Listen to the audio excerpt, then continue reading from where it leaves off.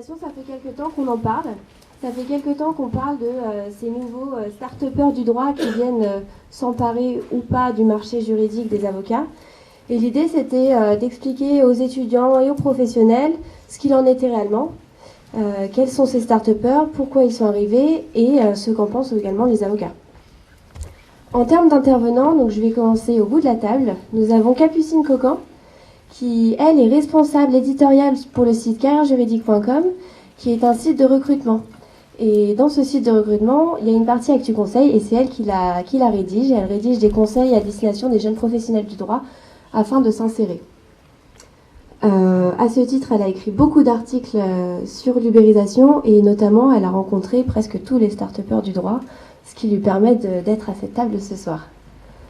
Juste à côté, nous avons Philippe Wagner, qui est le cofondateur de Captain Contrat. Donc, Captain Contrat fait partie de ces start-upers du droit dont on parle beaucoup, puisqu'ils sont venus quand même faire bouger les lignes jusqu'alors connues. Et ils font notamment appel à des avocats également dans leur travail. Donc, c'est une start-up plutôt, on va dire, bienveillante vis-à-vis des avocats. On va voir comment le travail entre les deux se passe. Ensuite, nous avons Philippe Biossi. Jérôme, je t'attends bien. Jérôme Biossi, qui lui est le fondateur de l'agence 1134. Cette agence cabinet d'avocats, je parle d'agence, mais cabinet d'avocats, qui lui a pour particularité de s'être spécialisé dans les startups. Donc c'est un conseil qui est vraiment personnalisé et ils offrent plusieurs packs vraiment dédiés aux petites entreprises pour se développer. Et donc le cabinet 1134 est souvent reconnu pour son innovation. C'est pourquoi ce soir, il sera là pour témoigner sur quelle est l'action de la partie avocat sur les start-upers du droit. Et est-ce qu'eux aussi peuvent innover au lieu de se laisser prendre un marché. Et donc enfin, nous avons Maître Rosec, qui est à côté de nous, et qui est au cabinet Depardieu, Brocam, c'est pas facile, Depardieu Brocam AFI, avocat associé en droit social. On a trouvé que c'était intéressant ce soir de faire venir aussi quelqu'un représentant un grand cabinet pour savoir ce qu'ils en pensaient sur ces start-upers, ces révolutions, et est-ce qu'il y a des discussions qui sont faites dans les grands cabinets pour faire face à cette ubérisation de la profession d'avocat. Par rapport à l'ubérisation, on va laisser d'abord la place à Capucine. Capucine, on va lui demander d'abord de nous éclairer sur les acteurs principaux, quels sont les chamboulements de l'offre juridique faits par ces start-upers, puisqu'il y en a plusieurs, il y en a qui proposent des contrats, d'autres qui proposent carrément de faire des actions en justice grâce à un site internet, donc de nous faire un petit état des lieux. Et surtout, j'ai une question à vous poser. À votre avis, pourquoi les start-up? Qu'est-ce qui a fait qu'aujourd'hui, il y a eu une brèche sur lesquelles les start-up se sont installées?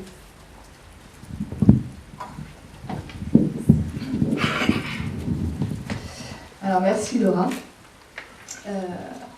Alors plusieurs points de réponse. D'abord sur les raisons de l'émergence de ces startups. Alors c'est pas forcément le débat d'aujourd'hui, mais je pense que la crise n'est pas innocente dans ce secteur, dans ce domaine, parce qu'évidemment il y a eu un impact sur les professions de conseil, dont la profession d'avocat. Peut-être pas détaillé, ça sera un peu compliqué. Je pense qu'il y a aussi un changement des mentalités de façon assez globale. Avec Internet aujourd'hui, on veut un peu tout plus vite, plus rapidement et dans l'immédiateté. On n'a plus envie d'attendre plusieurs jours, plusieurs semaines pour avoir accès à un conseil juridique. On a envie, comme tout le monde, de pianoter sur son clavier et d'avoir tout de suite une réponse précise à sa problématique. C'est un peu la problématique de toute façon de l'ubérisation de l'économie en général. Je pense qu'il y a un autre point, c'est aussi peut-être le manque d'anticipation de la profession d'avocat sur cette digitalisation qu'ils n'ont pas forcément vu venir à un moment donné. Manque d'anticipation aussi peut-être de la part des organes représentatifs de la profession, je pense au CNV, je pense aux ordres, quels qu'ils soient.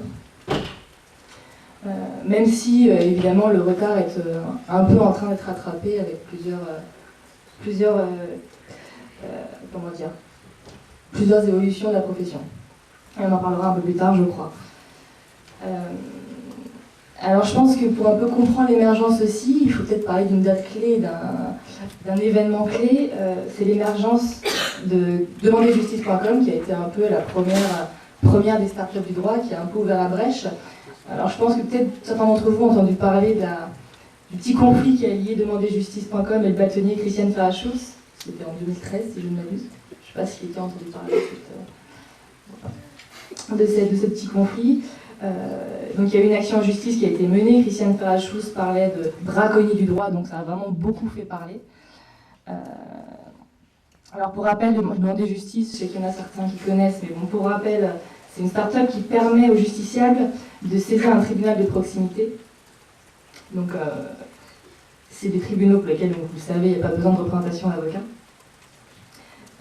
Et en mars 2014, les tribunaux ont estimé qu'il n'y avait pas là d'exercice illégal du droit. Et donc, plusieurs journalistes ont titré comme une victoire de l'accès dématérialisé au droit et à la justice. Et donc là, je pense que ça a été un peu le point de départ. Le point de départ de ces startups du droit. Et d'ailleurs, on a vu ensuite émerger plusieurs startups. Donc après, ça c'est Demander Justice, c'est une start-up qui porte sur l'accès à la justice.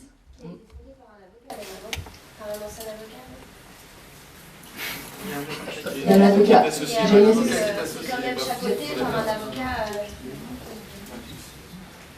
Et oui, un avocat et un ancien HEC, Jérémy Wanino, qu'on ne présente plus. Donc voilà, je pense que c'est un peu ce point de départ-là qui a un peu ouvert la brèche. Finalement, après, les avocats ne pouvaient plus dire grand-chose à partir du moment où demander justice a été autorisé. Donc sur les acteurs, je pense déjà qu'on a vu pas mal de jeunes entrepreneurs arriver qui ont envie un peu de chambouler tout ça. Il y a des anciens d'écoles de commerce, etc., qui se sont renseignés sur le marché qui existait aux États-Unis, de certaines grandes startups. Grandes startups, c'est un peu c'est un oxymore, mais des startups qui fonctionnent très bien aux États-Unis. Je pense à Rocket Lawyer ou à LegalZoom aux États-Unis qui fonctionnent très bien et qui me confirment à ma droite. Et je pense qu'ils sont un peu renseignés là-dessus, qui se sont dit ça marche aux États-Unis, il n'y a pas de raison, ça devrait marcher en France. Et donc je pense qu'il y a plein de jeunes qui se sont dit ça y a un marché à prendre, on va y aller, ça va être génial, il faut dépoussiérer tout ça et mettre un grand coup de pied là-dedans. Et je pense que mon voisin de droite a participé à ça. Donc il y a eu des entrepreneurs, Jérémy Wanino, les frères Wagner, comme on les appelle. Je pense qu'il y a aussi des avocats qui ont envie de quitter la profession pour intégrer les startups. Et ceux qui ont envie de rester? Oui, il y en a aussi, mais il y en a aussi qui ont envie de partir. Et là, je pense à Pierre Edan, le fondateur de Legal Start, que Mademoiselle connaissait, à Joachim Sellier, qui a été cofondateur de Legal Up. Donc, voilà. Il y a aussi des avocats qui se sont dit est-ce qu'on ne peut pas faire du droit autrement? Il y en a aussi qui restent, hein, je comprends bien. Donc voilà, je pense que ce sont ces différents acteurs, à la fois des entrepreneurs qui ont eu envie de mettre un grand coup de pied dedans, des avocats qui ont envie de faire du droit autrement, et de répondre à une nouvelle attente du public, une nouvelle attente du droit, faire du droit, avoir accès au droit plus facilement, plus rapidement, ne plus attendre, et de façon qualitative malgré tout. Donc après, avec des systèmes, je pense qu'on en parlera plus tard, des systèmes avec des algorithmes, je pense, plus ou moins développés en fonction des différentes startups. Il y a des startups qui proposent la génération de documents juridiques, avec chacun à sa petite spécialité. Je pense à Captain Contrat qui fait appel à un avocat pour toutes les parties, moi si je me trompe, mais à toute la partie la plus technique du contrat. Il y a d'autres startups comme documentsjuridiques.com qui, eux, ne font pas du tout appel à un avocat, donc au risque et péril de chacun d'utiliser ces documents ou pas. Voilà. Il y a vraiment, je pense, une ouverture vers la liberté de chacun, en fonction de ses besoins, en fonction aussi de ses moyens de générer des documents et d'avoir accès à la justice. D'ailleurs, à ce sujet, Philippe Wagner, comment vous est venue l'idée de Captain Contrat? Pourquoi Captain Contrat? Alors, nous, dès le plus jeune âge, enfin c'était il y a à peu près 10 ans, donc on n'était même pas majeur, enfin moi pour ma part en tout cas, on a souhaité monter une société, une SARL, et on a tout de suite on s'est heurté tout simplement à la problématique de rédiger ces documents juridiques, à la problématique alors c'est pas du juridique, mais de devoir cotiser au RSI alors qu'on ne se versait pas de salaire. On a trouvé tout ça très compliqué et puis très opaque en fait. Dans un monde où aujourd'hui on avait accès à beaucoup d'informations sur Internet, on s'est dit que c'était tout simplement pas normal qu'on soit encore dans cette obscurité, dans cette forme d'opacité du marché qui nous empêchait d'y voir clair. Et en tant qu'entrepreneur, nous on a besoin de comprendre les choses avant de s'engager dans quelque chose. Et du coup, c'est quelque chose qui nous est resté dans un coin de notre tête. On a fait nos études parce qu'on s'est dit que ça serait quand même bien d'avoir un diplôme. Et puis ensuite, on est sorti d'école et on s'est tout de suite attaché à réfléchir de nouveau à cette problématique. Et puis moi, si je peux me permettre de compléter tout ce que tu as dit était très juste, c'est qu'à mon avis, il y a une évolution naturelle du marché vers des services juridiques en ligne ou en tout cas à une façon d'accéder au droit qui doit se réinventer. En tout cas pour une partie du marché. Il y a probablement toute une partie du marché, notamment des grandes entreprises, auxquelles les grands cabinets d'avocats répondent très bien et continueront de le faire. Mais il y a toute une partie du marché qui s'est retrouvée frustrée parce qu'ils ont des besoins juridiques, ils doivent y répondre, mais tout simplement ils n'y trouvent pas leur compte dans des tarifications d'avocats qui sont souvent assez élevées, sur des process assez compliqués, des manières de solliciter des avocats qui sont assez compliquées aussi quand on n'en a pas dans son réseau. Et donc finalement tout ça on s'est dit c'est un ensemble de choses qu'on peut réinventer. Et plutôt que de faire les choses dans notre coin, à utiliser le meilleur des nouvelles technologies pour proposer des modèles de documents juridiques personnalisés, comme le font pas mal de startups aujourd'hui sur Internet, on s'est dit qu'on allait conserver toute la valeur ajoutée de l'avocat, qui est de faire valoir son conseil juridique et de vraiment rédiger un acte sur mesure. Et on allait conserver ça au cœur de notre système, qui est avant tout technologique. Donc notre point de départ, c'est de se dire on va tirer le meilleur des nouvelles technologies et on va l'apporter aux avocats en faisant le pari que eux, ils vont prendre le tournant du numérique avec nous pour réinventer leur métier. Donc ça, c'est valable pour nous. Et nous, notre position là-dessus, c'est qu'on est très heureux si des avocats souhaitent le faire aussi de leur côté, avec nous ou sans nous, d'une manière qui est la nôtre ou d'une autre manière. Et donc tout ça, à mon avis, va dans le bon sens parce que notre priorité, c'est la satisfaction des besoins du client. Et j'insiste un petit peu là-dessus parce que c'est vrai, pour avoir eu l'occasion de parler pas mal d'innovation dans le juridique, dans le monde juridique, c'est-à-dire en parler à des avocats, la problématique du client est quelque chose qui n'est pas suffisamment au cœur des discussions. On parle beaucoup de déontologie, on parle beaucoup de freins à l'innovation, on parle beaucoup de tout ce qui finalement bloque les avocats dans l'innovation. Mais au final, ça serait bien qu'on parle aussi pas mal de ce dont ont besoin les clients. Voilà. Donc ça veut dire il y a plein de choses à faire encore. Et vous n'avez aucun souci à travailler avec les avocats? C'est eux qui viennent vers vous? Vous les démarchez? Comment ça se passe Je ne vous cache pas qu'au début, ils nous ont pris un petit peu pour des gens bizarres. Mais ça, c'était il y a plus de 2 ans. Et du coup, là, il y a de plus en plus d'avocats qui nous appellent pour nous rejoindre, pour comprendre comment on fonctionne, pour voir s'ils ne peuvent pas appliquer certains principes, certains outils qu'on met à leur disposition aussi en interne, pour eux, pour leur propre clientèle. Nous, notre fer de lance, c'est de dire l'avocat, il passe beaucoup de temps à aller trouver des clients, il passe beaucoup de temps à faire du secrétariat juridique, et ensuite il passe beaucoup de temps à faire sa comptabilité, son encaissement, sa facturation. Tout ça, c'est des choses, alors c'est pas forcément lui qui le fait, mais en tout cas, ça lui coûte de l'argent, et si on peut l'automatiser, c'est tant mieux. De la même manière que, je sais pas, sur des avions low cost, on s'enregistre en ligne, c'est pas pour autant que les avions sont de moins bonne qualité. Par contre, il y a une partie du service qui est faite par les utilisateurs. Et donc on essaye de suivre un petit peu ces préceptes-là et on les met à disposition des avocats.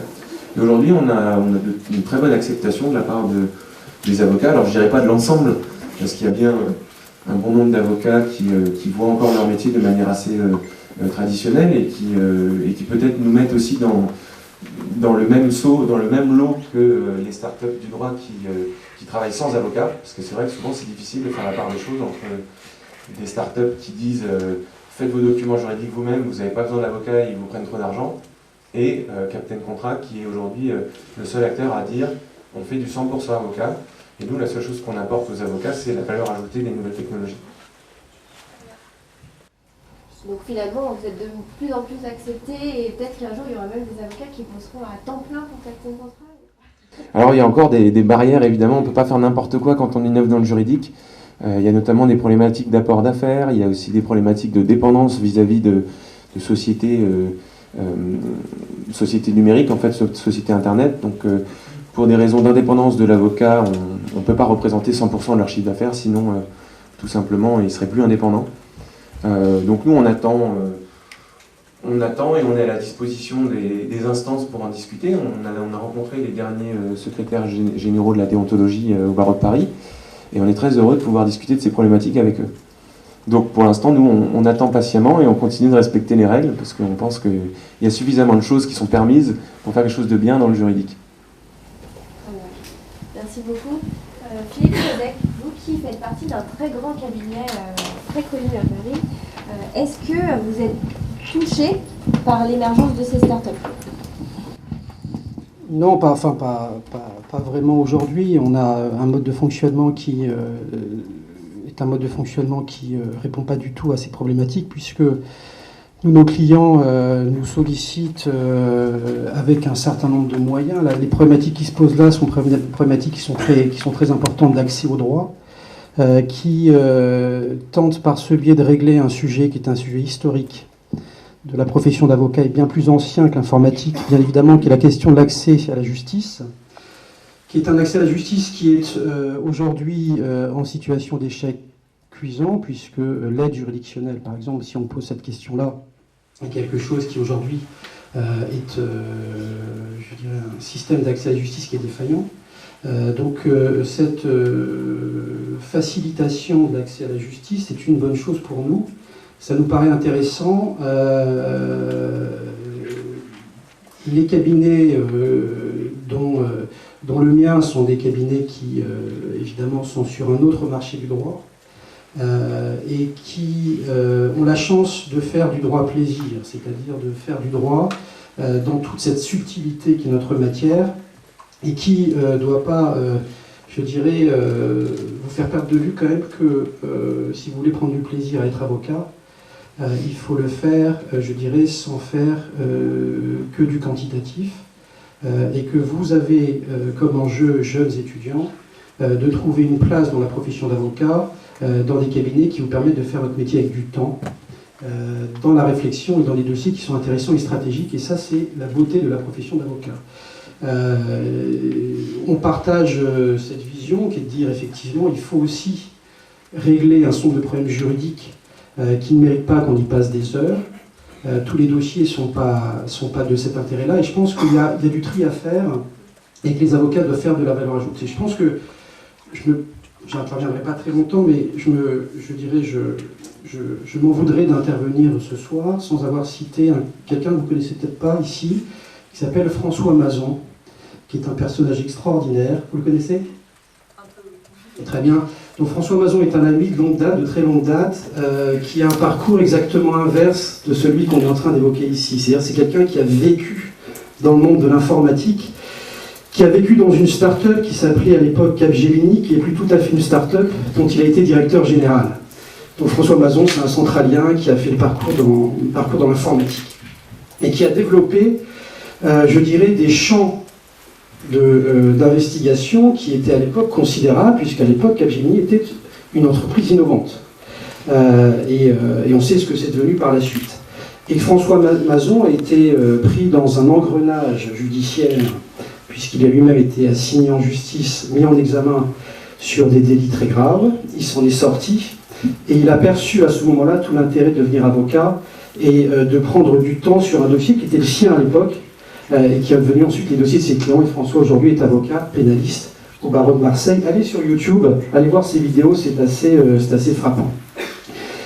Et nous, notre risque, c'est quoi? C'est que si on se bat contre ces démarches-là, on va évidemment être extrêmement rapidement ringardisé, parce qu'on va effectivement se retrouver comme les taxis, à se dire on a un monopole. Ça veut rien dire d'ailleurs, le monopole, c'est un non-sens. On aurait un monopole, et ce monopole, il faudrait le préserver avec des murailles de réglementation, des procès, du Conseil national des barreaux, des avocats au barreau de Paris, etc., etc. Donc tout ça, c'est un combat d'arrière-garde. Donc on est pour, mais on doit aussi nous laisser de la place pour pouvoir travailler nos dossiers. Nous, les gros cabinets, mais aussi tous ces confrères qui font du droit de proximité, je pense au droit de la famille par exemple, il y a des choses qu'il faut préserver, faire très attention lorsqu'on fait du volume pour que l'intégrité de la personne soit préservée. Il y a des matières extrêmement sensibles. Il y a des gens qui font du pénal général avec des gens qui n'ont pas de moyens. Donc tout ça, il faut y faire attention. C'est la place de la déontologie, il ne faut pas qu'elle soit emportée avec le mouvement par ailleurs. Donc il y a des questions qui sont fondamentales, mais qui ne font pas obstacle au développement de cet accès au droit qui aujourd'hui de façon est défaillant.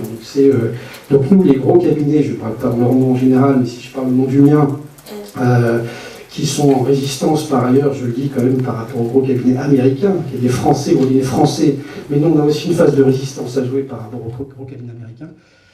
Je dirais que irriguer notre pays de droit, c'est une bonne chose, parce qu'on en manque et qu'il y a tout un tas de gens qui n'ont pas accès à la justice. Et c'est pas en allant voir qu'il y a deux parts du Brocamafi que les gens effectivement ont accès à ces services-là. On est bien d'accord. Voilà, donc on vous rejoint sur ces interrogations. On trouve ça par ailleurs évidemment extrêmement intéressant que l'activité économique se développe sur tous les terrains, dont le vôtre. Et avec, je pense, quand même votre propos consistant à dire qu'il faut que les avocats y trouvent leur place. Là, vous disiez un peu qu'il y avait une scission entre les grandes affaires, les grosses affaires qui donc sont encore réservées aux grands cabinets et les petites entreprises qui du coup vont plus facilement se tourner vers les startups du droit. En fait, il y a une fracture dans la profession, c'est pas une scission, c'est une fracture entre les gros cabinets et les petits.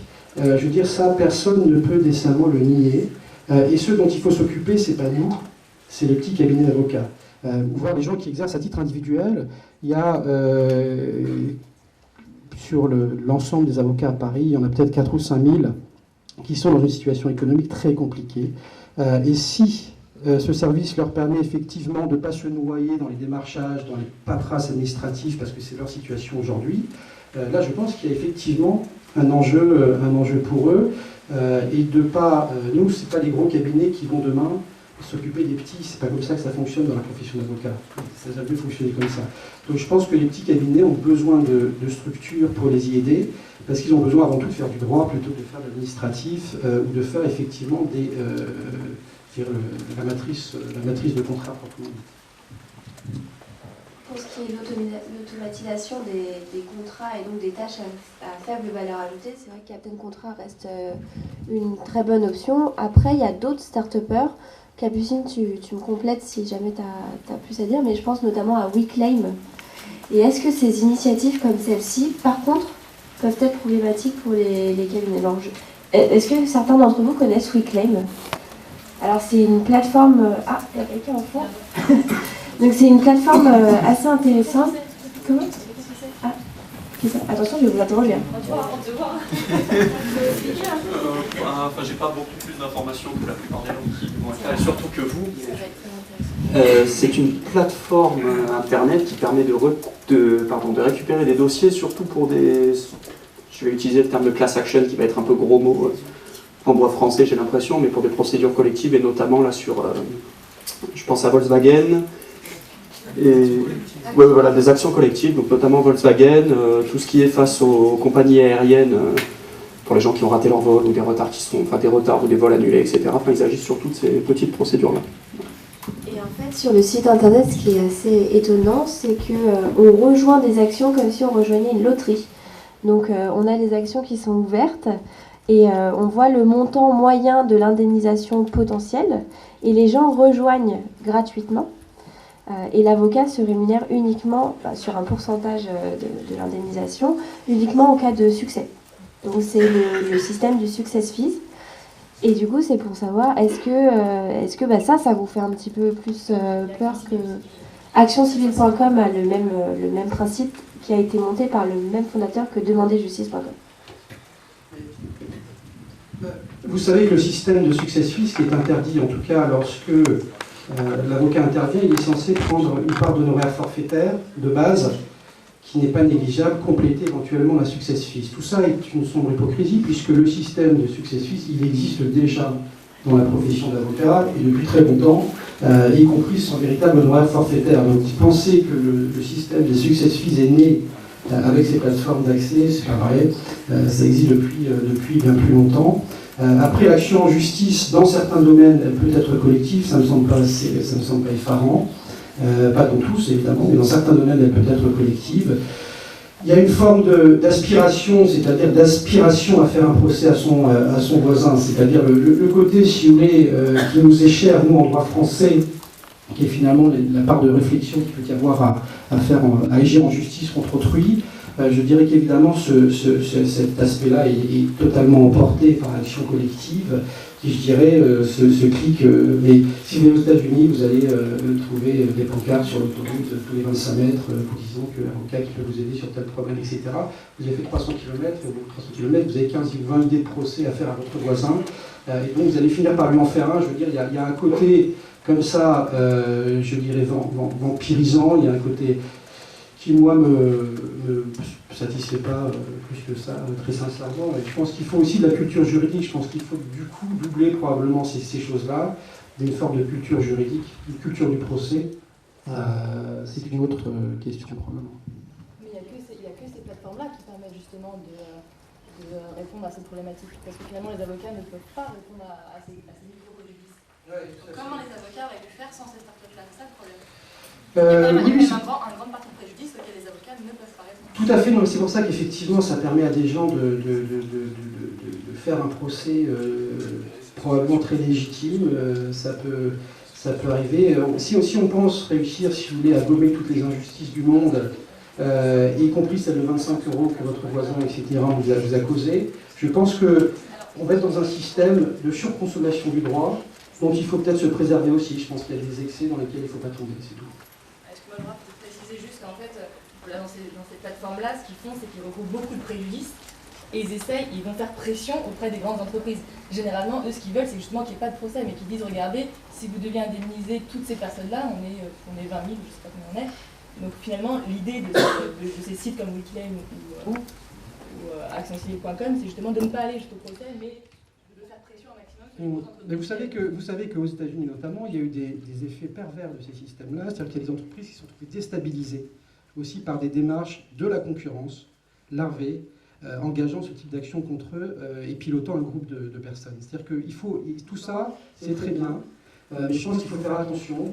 Il peut y avoir dans tout système, je dirais que l'enthousiasme qui est le vôtre, ce qui est normal, etc., mais il peut y avoir dans tout système, à un moment donné, des effets pervers. Il y a eu des affaires comme ça où des entreprises ont été déstabilisées par une concurrence malveillante, engageant contre elles des procès de masse.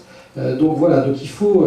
comment est-ce que ça se joue? L'interrogation qu'elle a notée, c'est quoi? C'est que avant de mettre tous les pieds dans le système, il faut voir comment le juguler. Il y a là-dessus des interrogations, des questions qui ne sont pas réglées. Donc et les pouvoirs publics, les organes de la profession, de ce point de vue-là, sont en retard, parce qu'on sort, nous, juste de combats terribles qu'on a eu avec nos amis les notaires, avec nos amis les experts comptables, avec les juristes d'entreprise qui ont voulu devenir avocats, quelle horreur, etc. Donc on est encore sur les blessures ou les stigmates de ces combats-là. On a du mal à parler d'une seule voix. Il faut quand même savoir que la profession d'avocat est représentée par plusieurs organes qui s'entendent moyennement bien les uns que les autres. Donc voilà, donc on a du mal à bouger. J'ai l'impression que ce que vous avez l'air de commenter, c'est que les choses, malgré tout, évoluent un peu. Tant mieux, je pense que c'est un sujet dont il faut qu'on s'empare, effectivement. Mon rôle, c'est aussi un peu de faire participer le public, puisque on n'est pas que des gens qui parlent devant d'autres personnes. Est-ce que certains ont déjà utilisé un service dit de start-up du droit? Est-ce que certains ont peur des start-up du droit? Philippe, vous ne faites peur à personne, c'est déjà pas mal. Envie de travailler pour les startups peut-être. Il y a autre chose à savoir, c'est que face à l'arrivée... L'absence de réponse m'étonne quand même. Vous êtes étudiant en droit, je suis surpris. Je ne sais pas si vous êtes étudiant, je crois que vous êtes étudiant en droit, je suis quand même surpris à l'idée que vous n'ayez pas une forme d'inquiétude. Pardon, elle n'est pas forcément légitime, mais elle est dans votre orientation. Je pense que la question, elle doit quand même se poser, non? Oui, mademoiselle. Oui, elle se pose forcément, mais que ce soit pour les juristes ou pour les futurs avocats, parce que, mais comme vous disiez, maître, je pense que si cette activité elle est relativement jugulée et contrôlée, pour moi, ça ça peut être quelque chose qui va marcher en fait de concert entre les avocats et ces startups qui vont venir en soutien en fait des avocats notamment les petits avocats qui sont submergés par ce côté administratif qui les oppresse complètement. Et alors après, on est plusieurs à ne pas du tout savoir ce qu'on va faire dans les années qui vont suivre. Mais je pense que si on est amené à être indépendant, avocat à notre titre et tout seul dans notre propre cabinet, je pense qu'effectivement, ces startups qui vont se développer vont être d'un appui extrêmement important, sans pour autant qu'elles nous écrasent. En fait, il faut trouver un équilibre. Non, je partage ce point. Je pense qu'il ne faut pas avoir particulièrement peur de ça. Au contraire, je pense que c'est plutôt bon pour tout un pan de la profession qui est aujourd'hui quand même un pan de la profession qui est majoritaire. Ceux qui travaillent dans les gros cabinets sont une minorité de la profession. Donc pour tous ceux qui s'orientent vers cet exercice assez intéressant de la profession, qui est l'exercice individuel, qui est passionnant, ça peut être un soutien effectivement précieux. Monsieur Justy, vous avez créé un cabinet très innovant puisque vous avez décidé justement de faire le pont entre ces activités, entre les startups, les cabinets, et de mettre, je ne sais pas si on peut dire, enlever cette fracture qu'il y avait entre petites entreprises, ne peut pas aller chez l'avocat puisque ça fait peur, il faut aller dans des beaux endroits avec plein de marbre et de glace partout, et il faut que je me mette en costume. Bon, je caricature un peu. Et donc les jeunes entrepreneurs qui n'ont vraiment pas du tout envie de mettre un costume, même pour aller voir leur avocat. Et du coup, il y a eu l'agence 1134. Est-ce que vous pouvez nous expliquer le concept de ce cabinet ? Oui, alors en effet, votre question arrive à point parce que ce que je souhaiterais poser dans la discussion, c'est que je ne pense pas qu'il y ait d'opposition entre les startups du droit et nous, avocats des startups ou startup lawyers, qu'il y ait d'opposition entre petits et grands cabinets pour le sujet qui nous occupe ce soir. Pour ma part, j'ai fait 10 ans, la moitié de ma carrière dans des très gros cabinets. Au bout de 10 ans, j'ai monté donc, par définition un petit cabinet qui aujourd'hui regroupe 20 personnes. Je travaille avec des grands comptes comme avec des startups. Je me vis comme une start-up.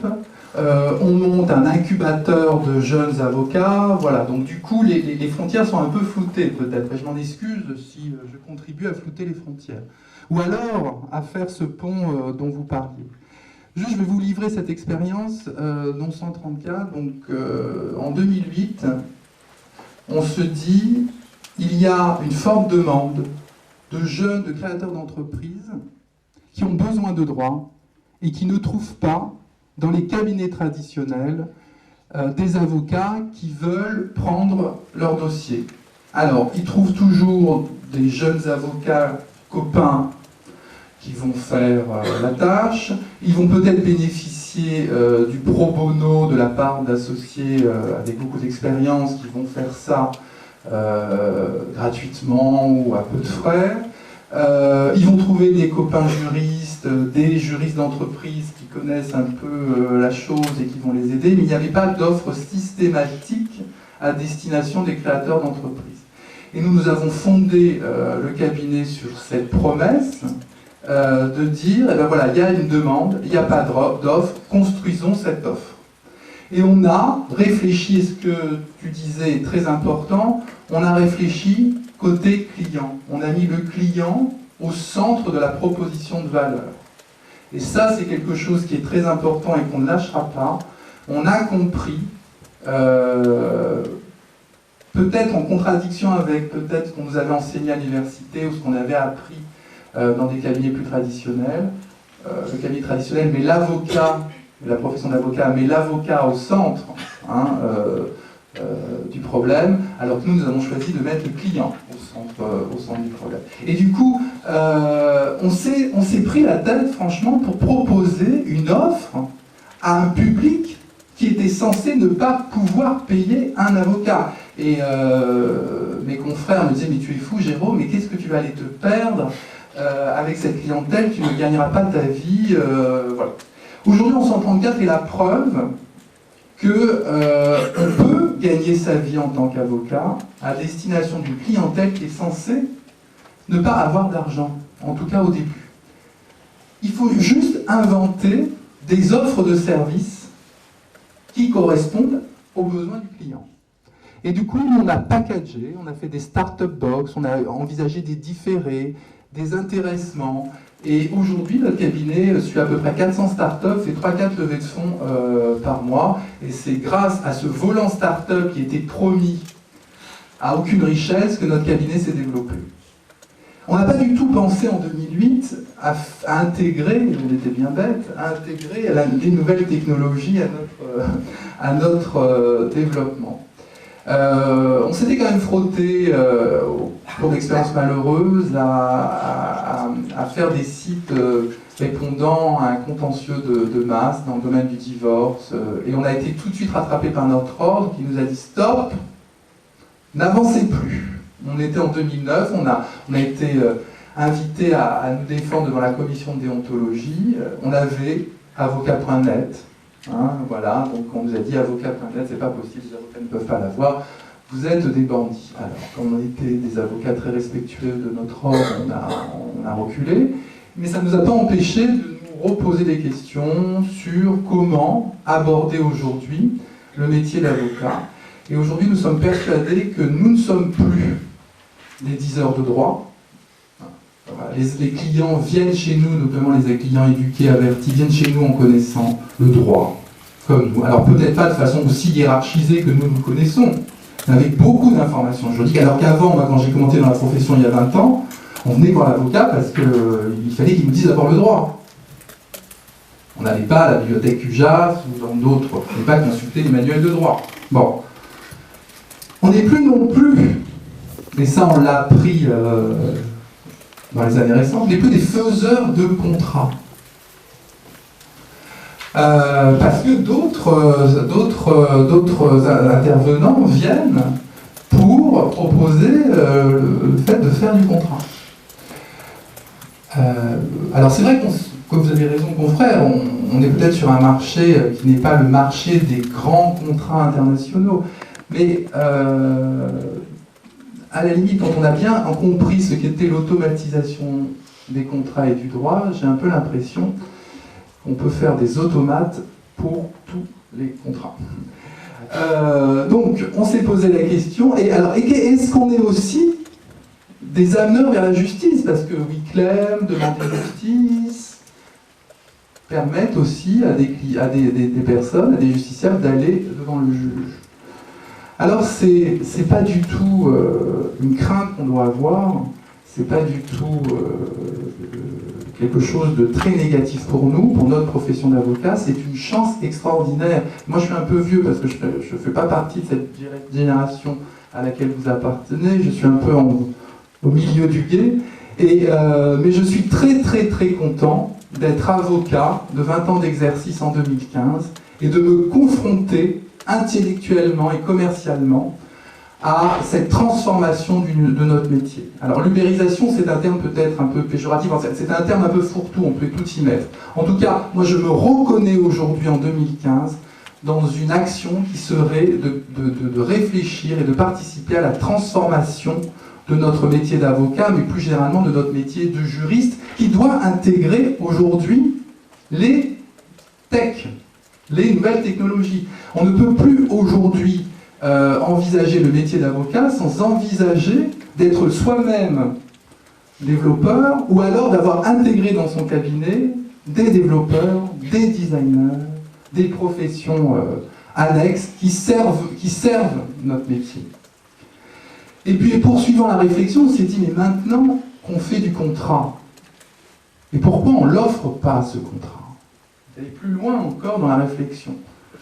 Et c'est pour ça qu'en juin dernier, on a signé un partenariat avec une société qui s'appelle Jurismatic, en partenariat avec The Family, qui est un incubateur, où on a mis en open source tous nos contrats, qui sont téléchargeables en format PDF. Ça, c'est quand même assez... on a eu beaucoup de réflexions en interne en disant, mais qu'est-ce qu'on fait de cette valeur, de ce contrat qu'on a appris comme étant la valeur de l'avocat et qu'on s'apprête à offrir. On offre ce contrat parce qu'aujourd'hui, et je ne veux pas faire saigner trop d'oreilles, en tout cas parmi mes confrères, mais aujourd'hui, j'ai appris que le contrat ne valait plus rien. Ce qui vaut aujourd'hui, c'est la relation, la valeur ajoutée que l'avocat va proposer à partir du contrat, qui peut être un template. Alors, bien entendu, ça ne veut pas dire qu'il faut des templates. Nous, ce sont nos contrats qu'on a mis, nos contrats d'avocats qui sont nos modèles internes. Mais on a ouvert nos modèles. Et la réaction des gens qui ont accès à ces modèles, c'est de nous dire « Ah, mais c'est super, c'est génial !» Voilà, on a accès à cette information qui... Alors nous, on l'a fait aussi d'un point de vue militant, c'est-à-dire, moi je suis un fervent défenseur du droit ouvert, de l'open law, voilà, la donnée juridique doit être partagée, donc les contrats doivent être aussi partagés. Mais alors si on veut avoir une démarche commerciale, on n'a pas perdu notre chiffre d'affaires parce qu'on a ouvert nos contrats. Mieux, les gens nous disent c'est super ce que vous avez fait, c'est génial, et on a besoin maintenant de vous pour les personnaliser, on a besoin maintenant de vous pour mieux les comprendre. Et moi aujourd'hui, dans mon discours commercial, j'ai totalement intégré l'idée de dire, voilà quelle est notre offre cabinet, personnalisée, conseil d'avocat. Mais si vous ne pouvez pas en payer, ou si vous décidez de ne pas payer dans vos arbitrages financiers ce que je vous propose, allez sur Jurismatic et allez chercher des choses qui sont certes gratuites, et vous n'aurez peut-être pas la plus-value de l'avocat qui est là pour vous conseiller sur une question particulière, mais au moins vous aurez accès à quelque chose. Et c'est vrai qu'il y a un aller-retour aujourd'hui qui se fait, très fluide dans ma relation avec le client. Et puis pour finir, c'est que nous allons toujours plus loin dans la réflexion, et on se pose la question de l'automatisation. Hein. Alors nous intégrons en interne, nous ne sommes pas clients de Captain Contrat, nous aimons beaucoup Captain Contrat, voilà. C'est des cousins, voilà, un peu éloignés peut-être, mais des cousins. Mais nous avons fait le choix d'intégrer nous-mêmes notre propre technologie. Voilà. Et c'est vrai qu'aujourd'hui, on ne peut pas faire sans un robot qui va faire du contrat. Pourquoi ?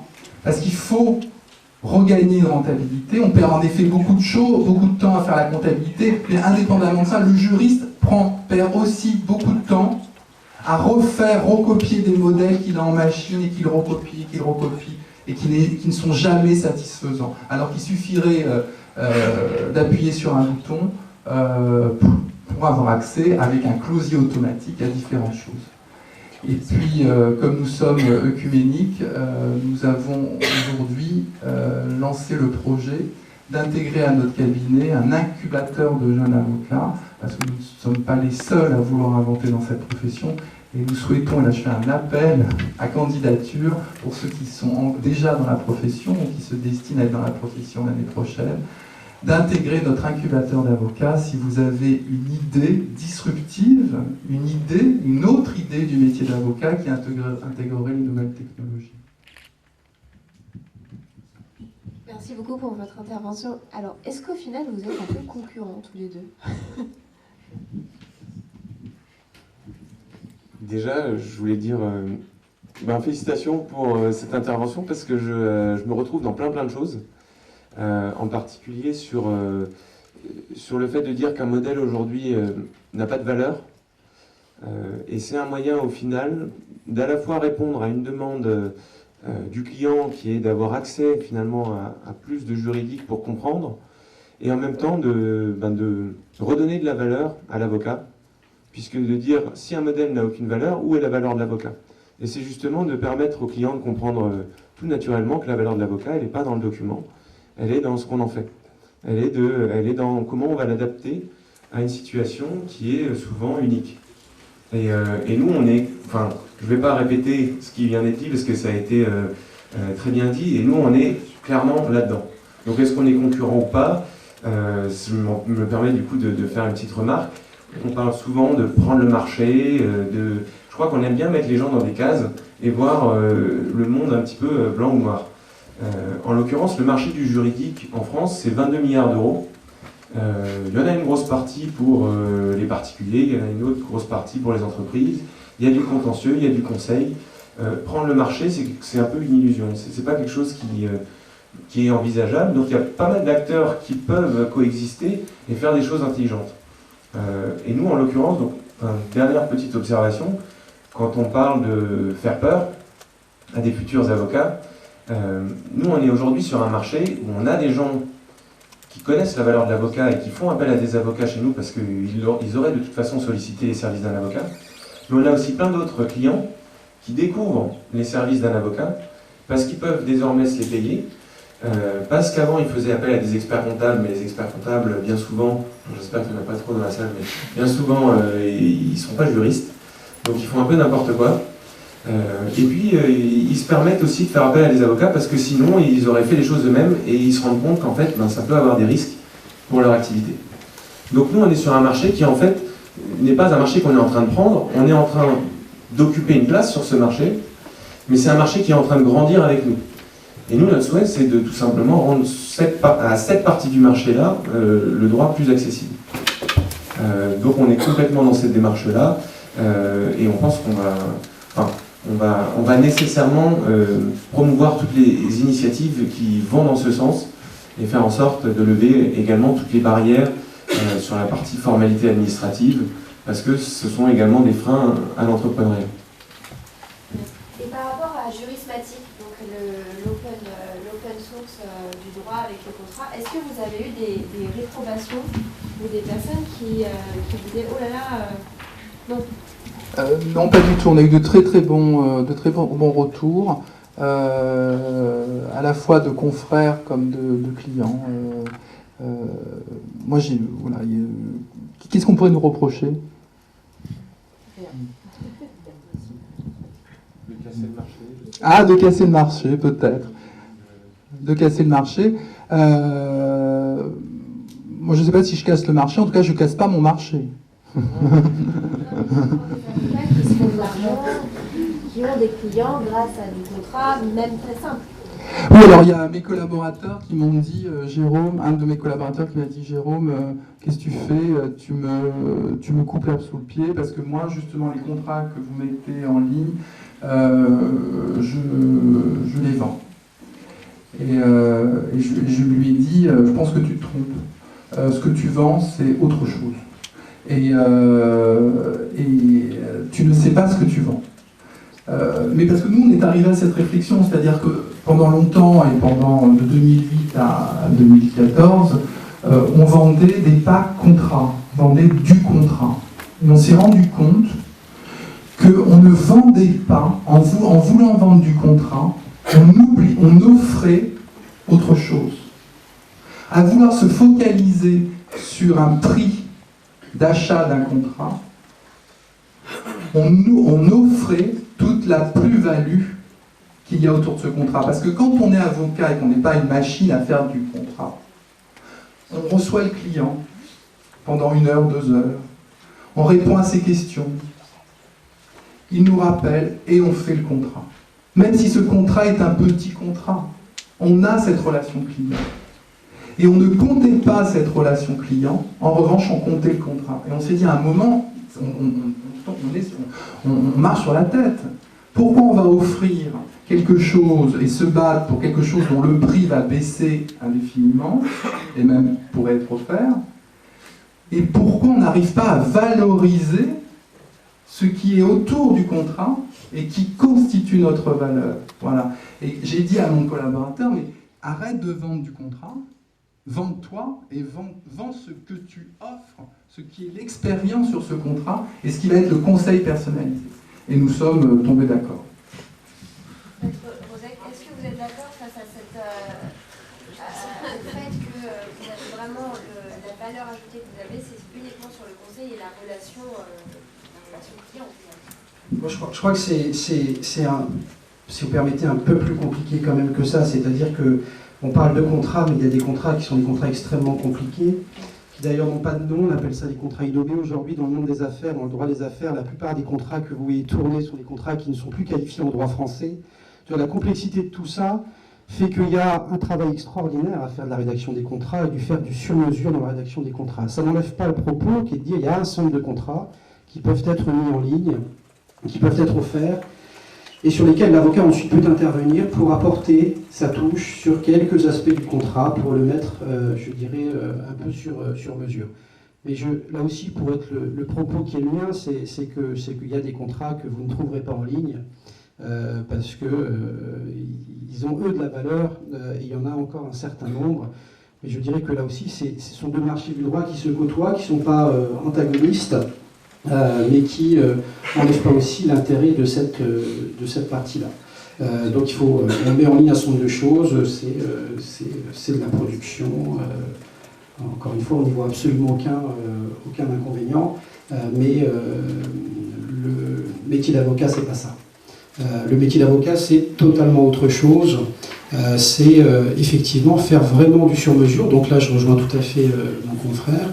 C'est vraiment de faire du sur-mesure, donc il y a de l'attraction pour ça, parce que ça, c'est vraiment le cœur de la profession. Et ça, c'est un travail sans fin, c'est un travail du quotidien, et on reconstruit toujours notre réflexion, on relance notre réflexion tout le temps.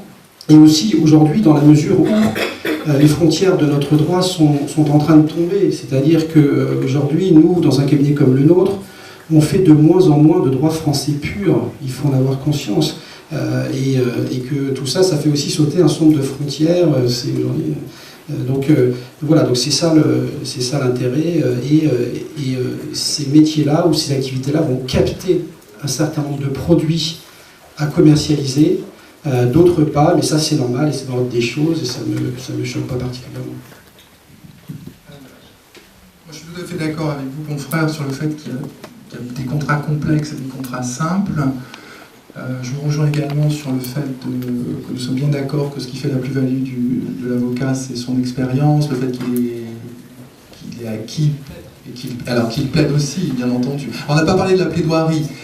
J'ai envie de dire que, vu parfois comment on nous demande de plaider, que les juges nous demandent de plaider, parfois, ça serait bien qu'ils aient des robots en face. Mais ça, bon, hein, on en reparlera. Les juges ne sont pas là pour se défendre. Mais je travaille aussi pour des grands comptes et des grandes directions juridiques. Et les grandes directions juridiques me disent « on en a marre de travailler avec les avocats. Ils nous refont des ressucés de consultations et de contrats qui nous font payer horriblement cher.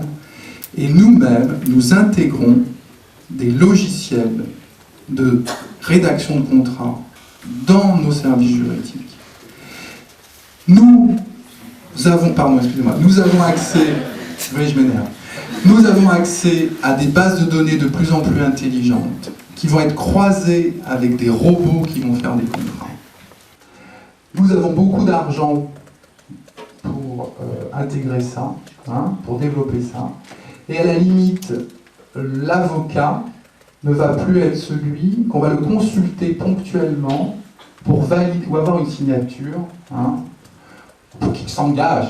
On va le payer pour sa responsabilité.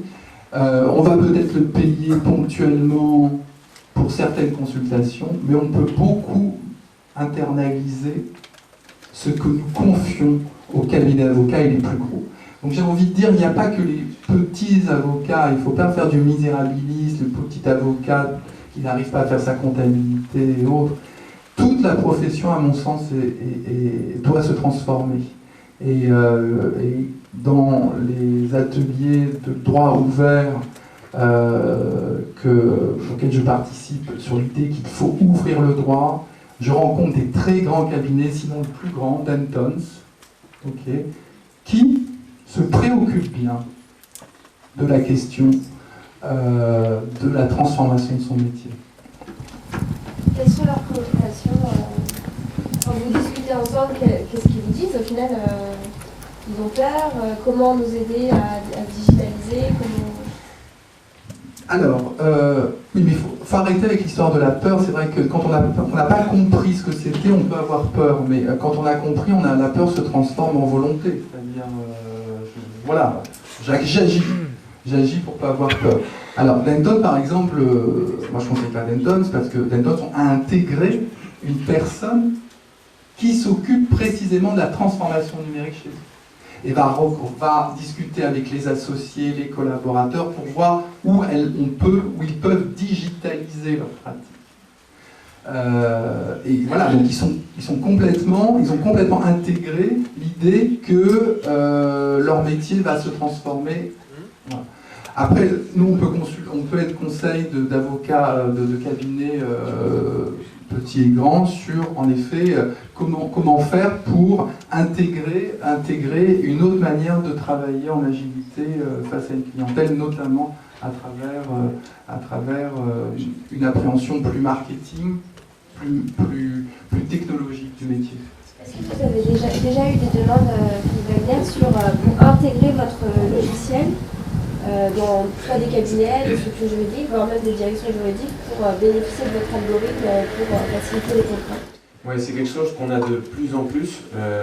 Et d'ailleurs, j'en profite parce que c'est vrai qu'on parle de robots maintenant, donc je vais faire un petit point techno.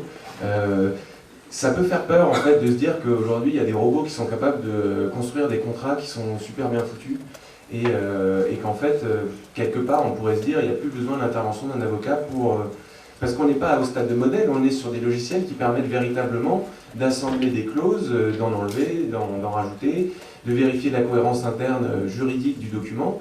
Donc on est capable d'aller assez loin. Et donc pour tous ceux qui auraient peur de voir un petit peu leur avenir compromis par ce genre d'algorithme, il faut quand même avoir à l'esprit qu'il faut encore savoir répondre aux questions qui mènent à cette génération de documents. Et nous, ce qu'on constate, c'est qu'on utilise ces technologies et on demande à nos clients de renseigner une partie de leurs informations en amont de l'entretien avec l'avocat. Et on se rend compte que sur des questions très simples, ils bloquent déjà. C'est-à-dire que le rôle de conseil de l'avocat, il est aussi là. Il est aussi là pour expliquer quelles sont finalement les implications de telle ou telle clause.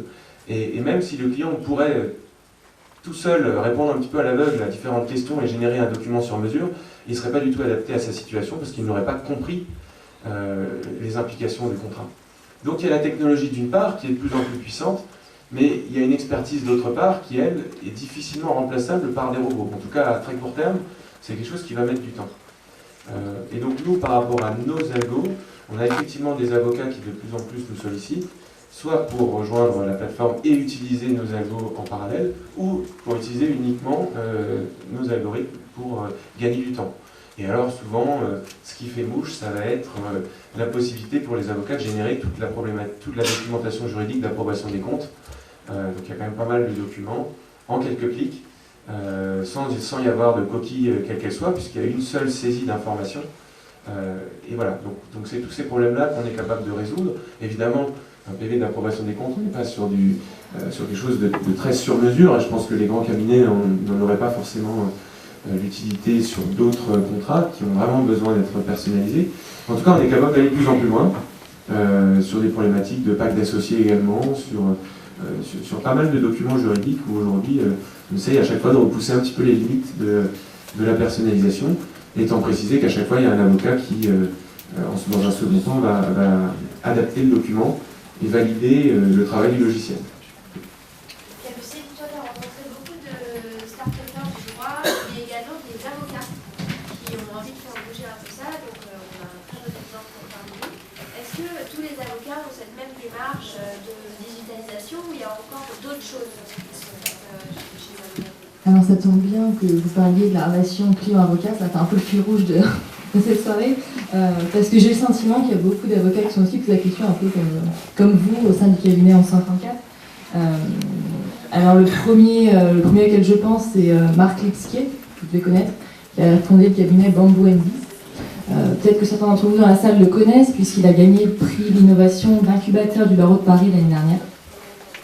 Alors lui, il a une démarche, donc c'est quelqu'un de particulier, c'est un avocat hors norme, on va dire, puisqu'il a une démarche presque philosophique de la profession. Et alors il se définit un peu comme un avocat nomade. Alors lui, il est vraiment tout seul. Il a son petit cabinet, c'est vraiment, moi je l'ai vu, c'est un espace de, je pense, 3 mètres carrés dans un incubateur. Je pense qu'il a la gaieté lyrique en plus, donc c'est un incubateur qui est en plus un peu particulier. Et lui, il est vraiment dans un incubateur, il se dit vraiment avocat, c'est un start-up. Il a sa start-up à lui, sa start-up c'est son cabinet, et il va rencontrer les start-upers, donc il leur propose un café le matin, il leur dit voilà, on discute, etc. Et il fixe avec lui le besoin potentiel de la start-up en matière juridique. Il détermine une sorte de pré-contrat, et en fait, en fonction du travail de l'avocat, c'est satisfait ou remboursé. C'est un peu l'offre qu'il a mise en place. Et donc c'est assez intéressant parce que c'est quand même assez novateur. Je pense que les deux avocats qui sont présents ce soir, je pense, pourront confirmer. Et j'ai l'impression que ça marche bien parce que je lui ai demandé, il n'a jamais eu affaire à avoir un remboursement, donc c'est que ça doit fonctionner. Je veux dire simplement qu'entre la stratégie marketing sur laquelle effectivement certains seront meilleurs que d'autres, offrir la première consultation pour attirer les chalands, c'est une chose. C'est pas exactement la même question que la question de l'accès au droit ou la facilitation de l'accès au droit. Ces deux sujets qui doivent quand même, à mon avis, être traités de manière un peu distincte. On ne peut pas laisser non plus tout faire. Je dirais investir comme ça à perte pour pénétrer le marché et je dirais mettre en difficulté un sous d'autres confrères, etc. Ça, c'est problématique de l'ordre des avocats aussi. Donc ça, il faut aussi les avoir en tête. On va sinon avoir des cabinets qui vont arriver sur le marché, qui vont casser ce marché-là, et qui ensuite feront des dégâts dans la profession, des gens qui existent dans cette profession et qui en vivent.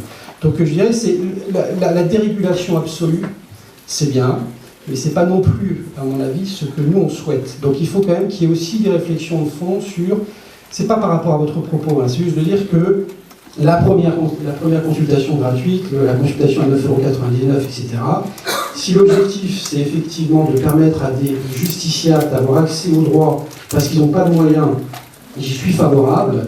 Si c'est pour pénétrer avec des investissements qui peuvent très lourds derrière le marché et détériorer le reste de la profession, j'y suis beaucoup moins favorable. Donc je pense qu'il y a quand même par rapport à ça aussi des réflexions à mener. Ça n'a aucun rapport avec... C'est vrai que c'est toujours la même problématique, c'est un peu votre point de vue d'avocat, mais le problème c'est que c'est un peu du côté du même avocat qui a besoin d'un service juridique, on voit beaucoup moins cette chose-là de dérégulation. On se dit juste, concrètement, moi j'ai besoin d'un conseil juridique, j'ai pas d'argent, comment je fais? Et c'est une question, et c'est un peu la problématique, donc le fameux fil rouge, c'est justement cette relation client-avocat qui évolue, et le client aujourd'hui, je suis pas sûre qu'il a encore envie de connaître tout ça. C'est pas l'avocat, si vous voulez... La prise de conscience récente que l'avocat n'a pas de considération pour son client, si vous voulez, c'est bien, mais c'est ce qu'on entend beaucoup. Non, mais je caricature comme vous le faites aussi un peu. C'est-à-dire que, et je suis là aussi pour, je dirais, mener la contradiction, sinon le débat n'a pas d'intérêt. Parce que pour l'instant, tout ça est extrêmement positif, etc., mais il y a des choses qui se passent derrière. Il y a des gens qui travaillent de la profession, il y a des gens qui ne sont pas en mesure de se mettre dans ce mouvement dynamique plutôt moderne qui leur permettra effectivement de rentrer dans cette évolution de la profession. Il y a des transitions qui se passent. Hein. Il y a des gens qui vivent très mal dans la profession et c'est pas tout d'un coup parce qu'il y a des incubateurs d'avocats qui vont bien vivre de la profession. Donc il y a ces réflexions-là, elles sont légitimes. Je l'apporte d'autant que je ne suis pas concerné à titre personnel puisque je suis avocat d'un cabinet qui est un gros cabinet de la place. Mais on a dans cette profession aussi l'enjeu et la responsabilité de penser à l'ensemble de la profession. Donc il faut qu'on regarde ça, que l'avocat a de la considération pour son client, on en a toujours eu, simplement on avait besoin de garder à l'égard de ce client une certaine distance, parce que notre rôle c'est un rôle de conseil, et quand on fait du conseil, il faut qu'il y ait une certaine distance malgré tout pour garder un libre arbitre, une indépendance, et conserver son esprit critique par rapport à la position de son client. Vous voyez ce que je veux dire? Donc ça, c'est aussi des choses qu'il faut qu'on respecte, qu'on travaille, et ça ne remet pas en cause l'intérêt d'ouvrir ce marché-là, mais ça veut dire qu'il y a quand même, je dirais, dans l'enthousiasme général, des questions de fond qui se posent, et la question qu'on a balayée très rapidement, les rapports sociaux ne se règlent pas que par le droit. Vous avez parlé de philosophie droit tout à l'heure, c'est les rapports sociaux ne se règlent pas uniquement par le conflit et par le droit, il y a d'autres façons de gérer ça aussi.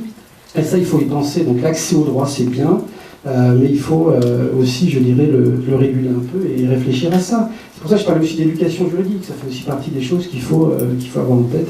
Voilà.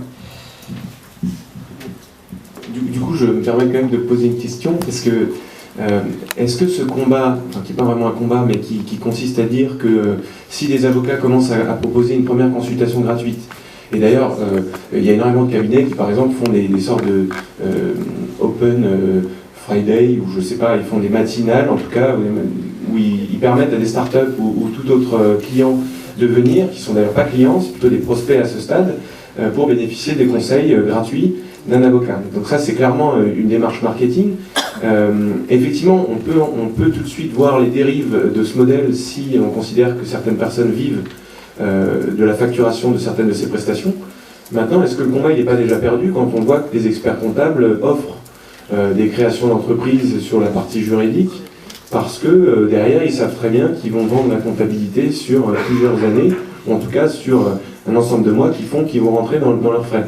Et du coup, est-ce que le combat en amont ne devait pas être celui on va dire du monopole du droit, enfin du monopole, c'est pas le bon terme, mais en tout cas de ne pas laisser les experts comptables faire du juridique.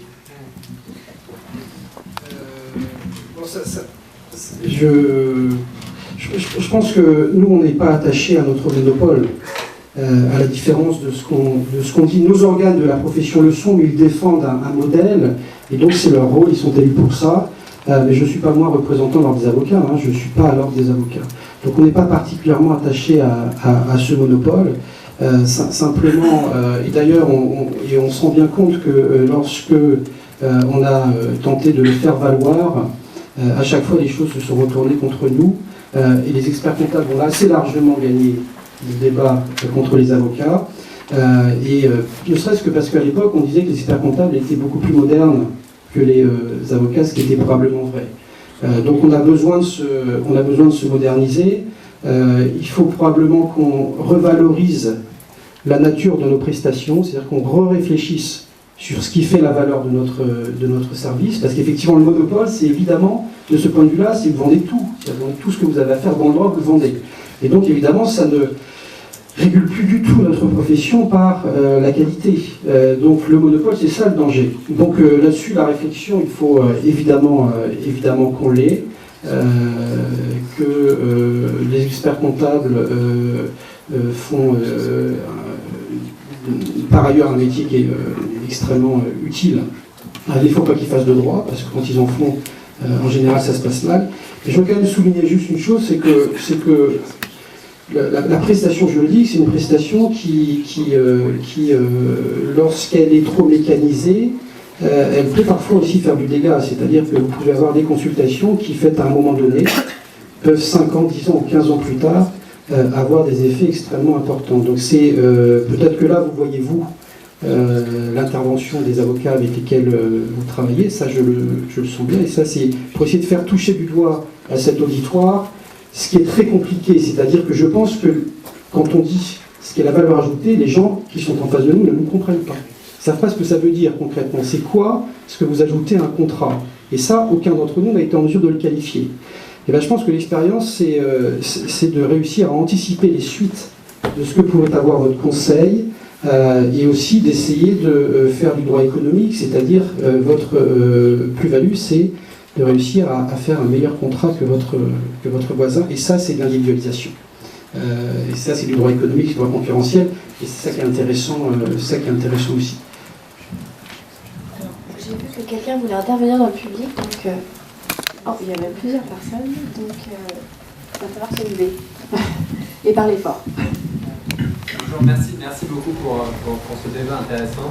Entre-temps, avec mes voisines, j'ai eu un mini-débat parallèle sur une question terminologique que je souhaiterais vous poser à tous, parce qu'on n'a pas réussi à en trouver la solution. On voulait savoir, est-ce qu'il faut être avocat pour fournir du conseil juridique? Et s'il ne fallait pas être avocat, mais qu'il suffisait d'être par exemple juriste, d'être détenteur d'un diplôme en droit, est-ce que dans ce cas-là, ces personnes-là peuvent également participer à ce que vous appelez ubérisation de la profession, en l'occurrence pas d'avocat mais de juriste, et si c'est le cas, est-ce que ce n'est pas ça vraiment la direction de l'ubérisation du droit? Merci beaucoup. Qui se tente?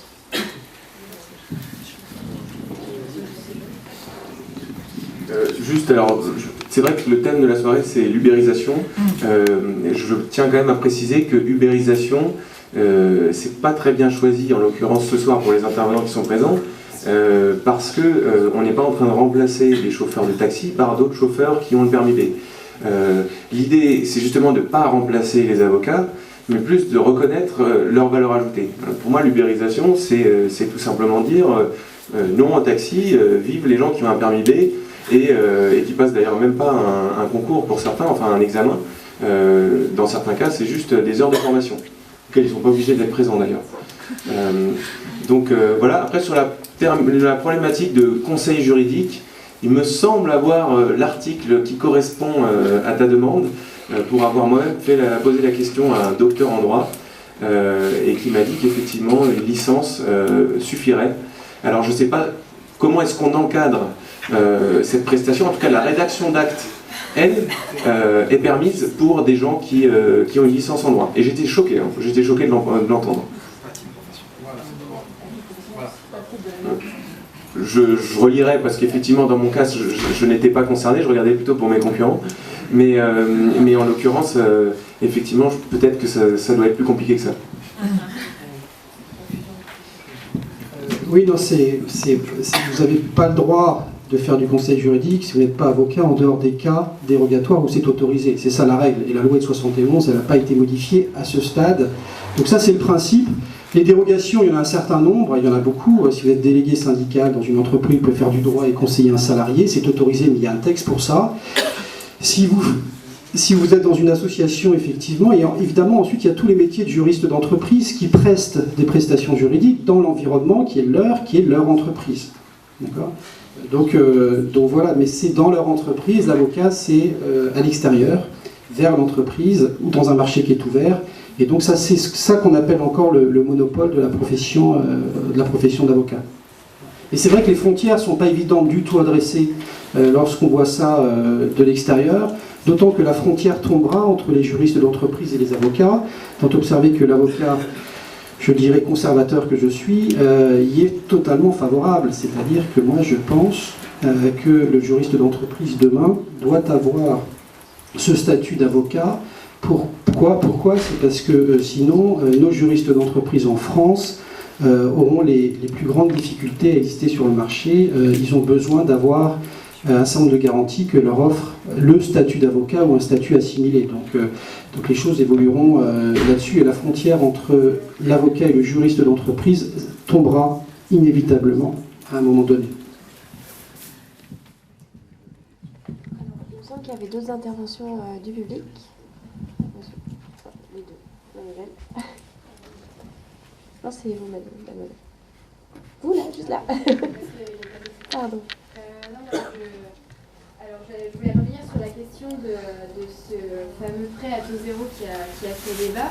Et sans vouloir, sans mauvais jeu de mots, me faire l'avocat du diable, je me demandais si on a vu avec les prêts bancaires à la consommation qu'il y a eu justement toute cette problématique de surconsommation en général dans le quotidien, et est-ce qu'avec cette idée de faire des prêts pour avoir accès à la justice plus facilement, on ne va pas encore plus, entre guillemets, engorger les tribunaux qui sont déjà extrêmement engorgés et faciliter en fait le conflit en se disant de toute manière je peux avoir accès à un prêt qui a de l'argent très facilement pour avoir accès pour X raisons. Il y a des raisons qui sont légitimes, bien sûr, mais est-ce que on ne va pas créer un effet pervers et peut-être avoir des conséquences qui n'étaient pas attendues au début en fait. Je pense que là, pour le cas du cabinet Cole, pour avoir discuté avec elle, je pense que c'est quand même pour des cas vraiment particuliers qu'elle applique ça. Et en même temps, elle l'organise avec un partenariat avec une banque, donc c'est quand même quelque chose d'assez encadré, j'ai le sentiment que c'est assez encadré. Elle ne fait pas ça forcément à l'appel tous les jours, c'est pas ça l'idée, c'est quand même de permettre, après, qu'on soit pour ou soit contre, ça c'est un débat, après l'idée c'est de dire, voilà, c'est une offre qui existe sur le marché, qui est malgré tout innovante parce qu'elle n'existait pas avant, alors la définition qu'on donne d'innovation, et c'est une nouvelle offre qui existe et qui permet d'accéder au droit plus facilement pour certaines personnes. Après, je comprends ton débat, je comprends ton idée. Alors, je peux intervenir. Moi, je pense que le problème n'est pas l'engorgement des tribunaux, le problème est qu'une grande part de la population n'accède pas au droit. Non, mais c'est ça le problème. L'engorgement, ça sera le problème de l'État qui devra peut-être nommer plus de juges. Mais non, mais c'est ça le problème. C'est que moi, je suis président d'une association humanitaire qui s'appelle Droit d'urgence. Je travaille sur l'accès au droit, depuis 20 ans. Donc, on fait venir des gens dans la grande exclusion vers le droit. Bon, ça, c'est une première chose. Mais je remets ma casquette 1134. Des jeunes entrepreneurs n'ont pas accès au droit. Okay. Et des PME, PMI n'ont pas accès au droit. C'est plutôt ça le problème. C'est pas l'engorgement des tribunaux. Oui, alors. Non, mais vous avez le droit de répondre. Non, je suis d'accord avec vous, bien évidemment. Mais alors après, est-ce qu'on ne pourrait pas... C'est vrai que moi, cette sensation de devoir emprunter en fait de l'argent pour avoir accès au droit qui me dérange. Mais c'est l'emprunt, c'est le prêt qui me dérange. Oui, voilà, c'est pas le fait d'accès au droit. Non, c'est vrai. Ce serait un petit peu quand même délicat si c'était ça. Non, pas du tout. C'était justement cette idée de devoir passer par un établissement bancaire et donc si c'est la manière d'accéder au droit. Oui, mais c'est quand même, ça veut bien dire qu'il faut réformer en profondeur cette question-là, et notamment peut-être la lecture juridictionnelle qui pose de toute façon un éternel problème. Mais là, c'est pour du conseil, hein. Je pense qu'il y a peut-être un petit mélange entre le conseil. Oui. Ah, vous étiez uniquement sur du conseil. Là, c'est pour l'accès à l'avocat, mais ça peut être simplement pour du conseil, ça peut être pour un, je sais pas, un divorce. C'est pas du conseil en fait. Pas forcément, pas forcément. Je pense que la distinction est importante quand même. Enfin, la distinction entre le conseil et le contentieux, je pense qu'il faut quand même la faire. Ouais. Et je pense que l'accès débridé au contentieux, c'est pas tout à fait la même chose que l'accès libéré au conseil. Ah oui. Je pense que l'offre, elle pense à l'offre plus que du conseil, je pense. Après. J'ai vu une autre question, juste. C'est toi, oui, avec. Le jeune homme. Ma question c'était, sachant qu'on veut quand même une ouverture sur le marché du droit, est-ce qu'il n'y a pas un risque au final pour le consommateur en voulant lui rendre service, sachant quand même que l'avocat offre des garanties, on peut engager sa responsabilité professionnelle. Si on a une société qui est basée en Asie par exemple, qui va faire du conseil et qui va fermer son site après avoir facturé une prestation, finalement la personne se retrouve sans aucun recours, alors qu'un avocat offre quand même des garanties qui sont établies. Vous avez déjà essayé d'engager la responsabilité professionnelle d'un avocat? Non, je sais pas, mais c'est je pense que ce n'est pas, vous n'accédez pas au droit. Voilà, donc voilà, c'est juste ça, c'est que c'est très, voilà, il faut, vous avez tout à fait raison, et moi je suis le premier à défendre l'idée que les avocats doivent se saisir de ces nouveaux marchés, mais il ne faut pas non plus, à mon sens, penser que les choses qui existent aujourd'hui en place sont forcément idéales. Peut-être qu'on peut poser la question directement. Comment ça se passe, Philippe, l'accès au contrat, Peut-être que j'ai pas bien compris la question, mais il me semble que, en l'occurrence, on est en train d'aller vers un éventail de services qui ont tous un rapport qualité-prix qui est différent, des grands cabinets qui facturent beaucoup au modèle gratuit ou à des modèles qu'on peut personnaliser pour 3-4 euros. Et effectivement, la problématique là-dedans, c'est que le consommateur, est-ce qu'il va réussir à y trouver son compte, est-ce qu'il va réussir à faire la part des choses? Alors, j'ai déjà entendu Thierry Lickers, qui est ancien président du CNB, il a un avis assez, on va dire, assez avisé là-dessus, justement, parce qu'il dit le consommateur, de toute façon, à un moment, il va faire la part des choses. Et il va savoir ce qui est bon, il va savoir faire le tri, en fait. Entre là où il engage sa responsabilité, il prend des risques, et parce qu'en fait, il a décidé de payer 10 euros un contrat de CGV, par exemple, versus au moment où il décide de mettre un petit peu d'argent pour faire appel à des spécialistes. Et du coup, encore une fois, on n'est pas sur du 0 ou du 1, on n'est pas sur t'es protégé, t'as la responsabilité civile professionnelle avocat ou tu l'es pas, mais par contre, on est sur une problématique de, comme tous ces services sur Internet se développent et offrent des rapports qualité-prix différents, on est sur une problématique de comment est-ce qu'on va expliquer nos offres respectives et la valeur qu'elles contiennent. Parce que la finalité, c'est d'obtenir un document juridique ou d'obtenir un document juridique en étant conseillé pour le faire, ou tout simplement de mieux travailler avec ses fournisseurs. Et du coup, tout cela, ça nécessite une évangélisation. Et là-dessus, je pense qu'on a un petit peu pas qu'on a du retard, mais le marché étant un marché assez nouveau, il faut qu'on y mette tous un petit peu notre main à la pâte, à commencer par ce soir, pour expliquer un petit peu quelles sont les différences entre des services qui innovent sans avocat, et des services qui innovent avec des avocats, ou des avocats qui innovent. Juste le consommateur, oui, hein, mais je ne vous rejoins pas tout à fait sur l'idée que le consommateur choisira uniquement ce qui est bon et le bon modèle. Si le consommateur choisit, c'est le bon modèle. Ça, c'est la dérégulation à l'extrême du système. Il faut quand même, je pense, qu'il y ait une réflexion sur ce qui doit demeurer régulé. Je pense qu'il y a un certain nombre de choses qu'il faut continuer à regarder de près, ne serait-ce que la déontologie, mais remise à sa juste place, pas la déontologie, c'est-à-dire la lubie de l'avocat pour garder son marché, le monopole de son marché, parce qu'on est en déontologie, nous, et pas les autres, ça c'est de l'arrière-garde. En revanche, il y a quand même un certain nombre de choses qui... le conflit d'intérêt, par exemple. Vous voyez, le conflit d'intérêt, c'est une question que vous devez vous poser, c'est-à-dire que vous avez peut-être dans les gens que vous mettez en relation, des gens qui à un moment donné se trouvent en concurrence. Comment vous réglez ce problème-là ? Ce sont les avocats qui contractent en direct avec les clients, donc c'est à eux de répondre à leur obligation déontologique. D'accord. Donc cette déontologie, il faut qu'elle reste, j'imagine. Voilà. Donc bien sûr, on est complètement d'accord. Donc je pense que Thierry Vickers a peut-être dit un peu ça, mais pas tout à fait, je pense. Bon, il a dit un public d'avocats, donc il y avait encore une autre question juste derrière. Là, c'est moi.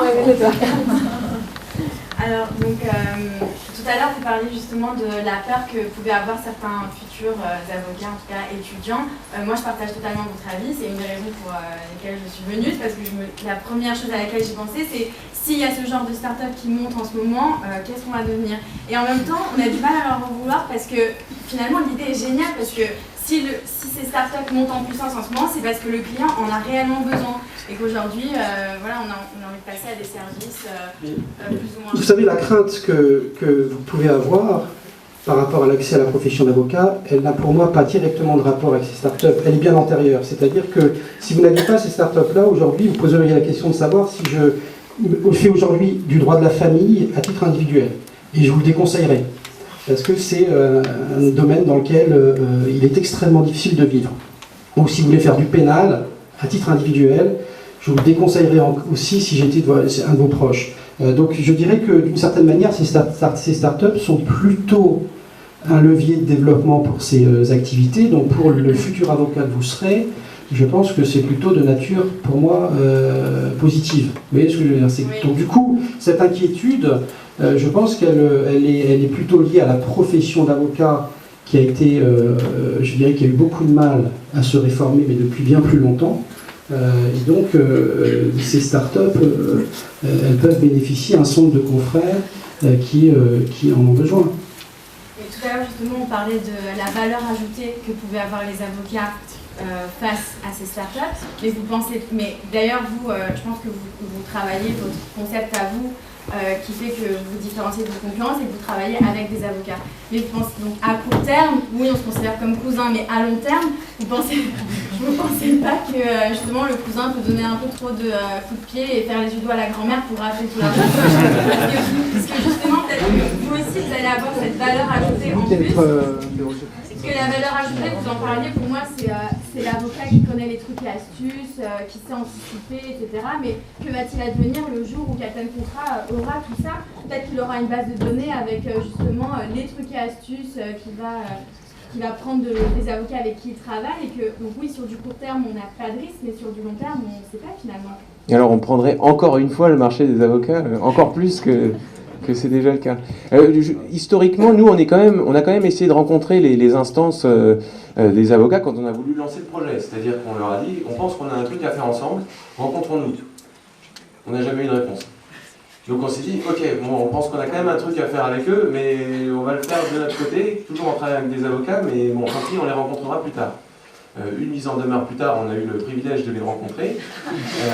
Du coup, on a pu montrer patte blanche, on a pu discuter de tous ces sujets, et notamment les sujets de déontologie qui ne sont pas réglés parce que il faut réussir à faire mouvoir toute la profession vers de nouvelles règles qui continuent de protéger les consommateurs du droit.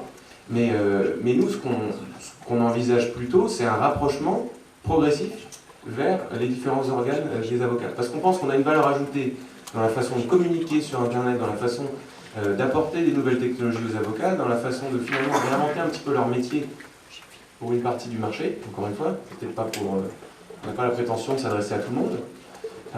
Et que du coup, et ça c'est des choses que probablement l'ordre des avocats ne pourra pas s'offrir, en tout cas dans l'immédiat, parce que ce sont des composantes marketing, ce sont des composantes techniques, ce sont des choses qui ne sont pas forcément des choses qu'on apprend en école d'avocat, ou en tout cas c'est des choses qui coûtent assez cher quand on souhaite se les payer par un prestataire externe.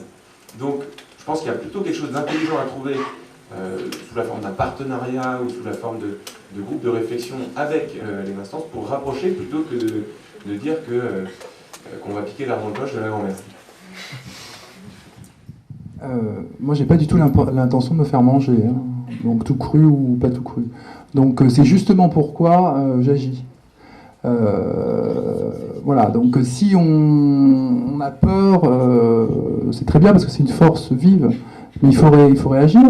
En revanche, on a des avantages sur ce marché. C'est-à-dire que les startups peuvent lever des fonds. Nous, avocats, on ne peut pas lever des fonds.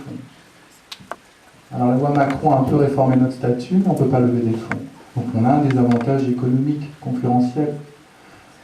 Après, on a un désavantage psychologique. C'est qu'on a l'impression que les cabinets d'avocats ne doivent être constitués que d'avocats ou de secrétaires ou d'assistants juridiques.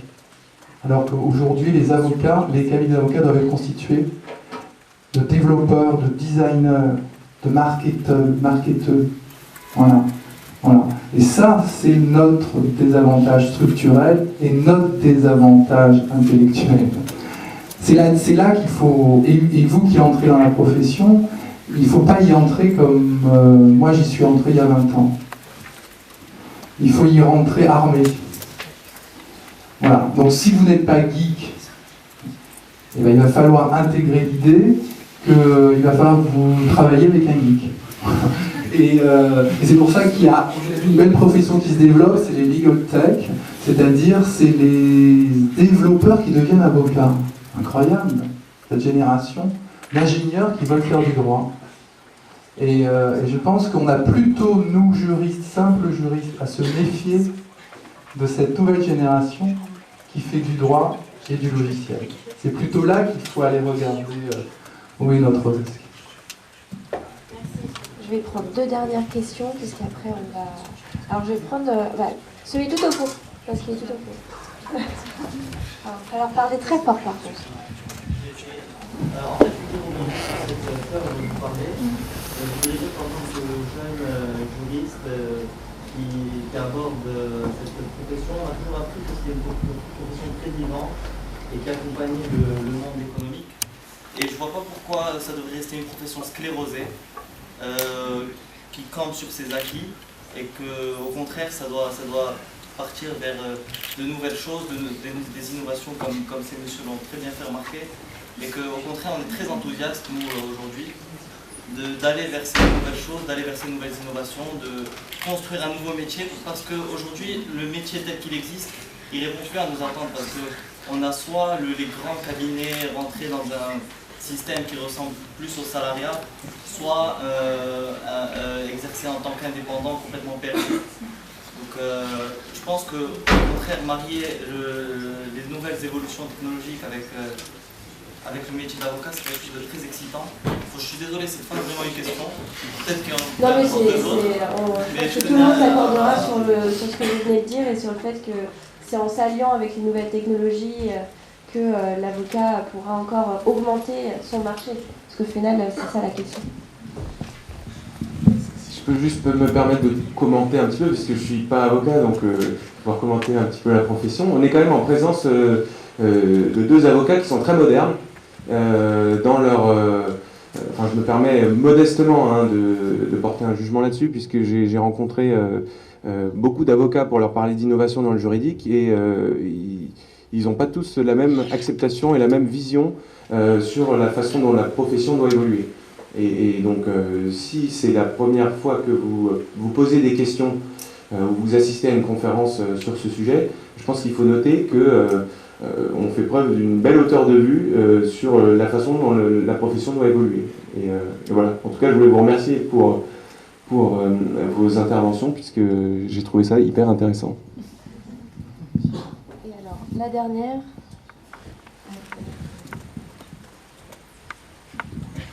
Bonsoir. En fait, vous avez soulevé la problématique qui est assez récurrente du coût des prestations dans les cabinets traditionnels.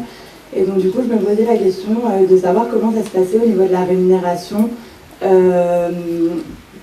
au sein des legal startups. D'une part, pour les avocats, est-ce que c'est des prestations qui sont assez standardisées? Et d'autre part, pour vous-même, en tant que plateforme qui propose des prestations juridiques. Merci. Alors, comme je disais, les avocats contractent en direct avec les clients. Donc, nous, derrière, on n'a pas d'implication dans de la facturation, quelle qu'elle soit. On est un simple éditeur de logiciels. Donc, nous, ce qu'on met à disposition des avocats, c'est un ensemble d'outils. C'est une plateforme, c'est un annuaire d'une certaine manière qui leur permet d'être référencés et du coup d'avoir accès à des clients et de dispenser des prestations. Alors, évidemment, là où on va un peu plus loin, c'est qu'on essaye de packager des offres. Donc on sollicite les avocats, on sollicite l'avis des avocats pour définir un prix qui va être un prix forfaitaire, qui va englober un certain nombre de choses. Et au-delà de ces choses-là, on va être sur du dépassement d'honoraires. Donc les avocats vont être capables de facturer le client comme ils l'entendent, tout en étant d'accord avec un principe initial, qui est de dire, pour une prestation qui rentre dans un cadre qu'on a défini et avec lequel ils sont d'accord, ça va être tel prix, tels honoraires. Ils vont toucher à l'avance. C'est aussi un changement pour eux dans la mesure où ils sont payés avant de commencer à travailler et aussi dans la mesure où derrière tout ce qui est facturation est complètement automatisé. On va devoir clôturer notre conférence puisque nous sommes un peu en retard sur le programme. Un grand merci à nos intervenants pour